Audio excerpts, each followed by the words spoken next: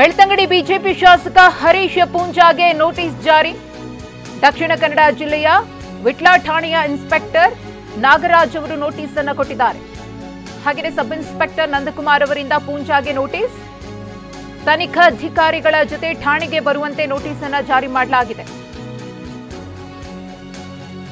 ಠಾಣೆಗೆ ಹಾಜರಾಗುವಂತೆ ಹರೀಶ್ ಪೂಂಜಾಗೆ ನೋಟಿಸ್. ತನಿಖಾಧಿಕಾರಿ ವಾಹನದಲ್ಲಿ ಅವರ ಜೊತೆಯೇ ಹಾಜರಾಗುವಂತೆ ನೋಟಿಸ್. ಹರೀಶ್ ಪೂಂಜಾ ಬಂಧಿಸಲು ಪೊಲೀಸರ ಆಗಮನ. ಹರೀಶ್ ಪೂಂಜಾ ನಿವಾಸದ ಬಳಿ ಪೊಲೀಸರಿದ್ದಾರೆ. ನೂರಾರು ಪೊಲೀಸರ ಆಗಮನವಾಗಿದೆ ಹರೀಶ್ ಪೂಂಜಾ ಅವರನ್ನ ಬಂಧಿಸುವುದಕ್ಕೆ.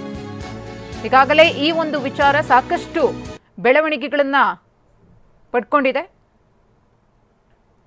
ಪೊಲೀಸರು ನೋಟಿಸ್ ಸಮೇತರಾಗಿ ಹರೀಶ್ ಪೂಂಜಾ ಅವರನ್ನ ಬಂಧಿಸಲು ಅವರ ನಿವಾಸಕ್ಕೆ ಬಂದಿದ್ರು. ಇದೇ ವೇಳೆ ಒಂದಷ್ಟು ಹೈ ಡ್ರಾಮಾ ಕೂಡ ನಡೀತು.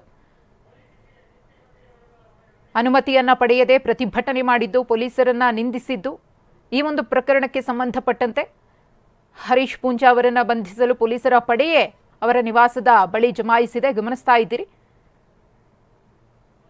ನೋಟಿಸ್ ಅನ್ನ ಕೊಟ್ಟಿದ್ರು, ನೋಟಿಸ್ ಸಮೇತನೇ ಅವರು ಬಂದಿದ್ರು.